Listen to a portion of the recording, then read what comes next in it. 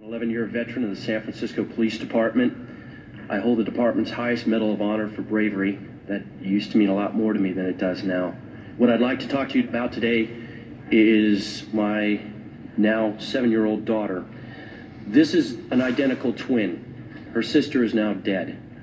Her sister, when she was 4 years old, Kristen, developed a highly malignant brain tumor that had spread throughout her spine and her brain.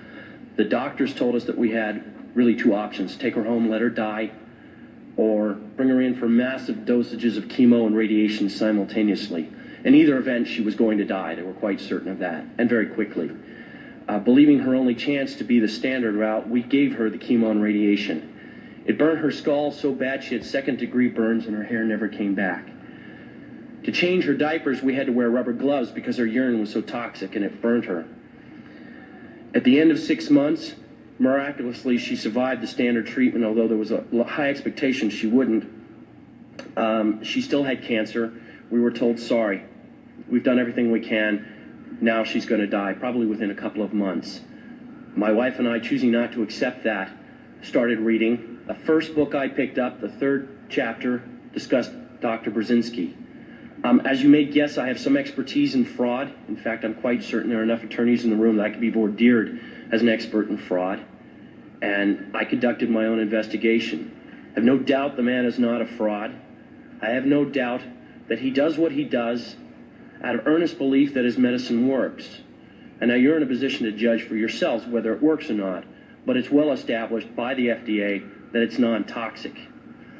18 months later, we took my daughter off the anti-neoplastin. She had not died. She had no signs of tumor. She remained free for 18 months of cancer. Within a month, the cancer was widespread in her brain. We put her back on Brzezinski's. By the way, at the objections of our doctors, for some reason felt that it had failed her.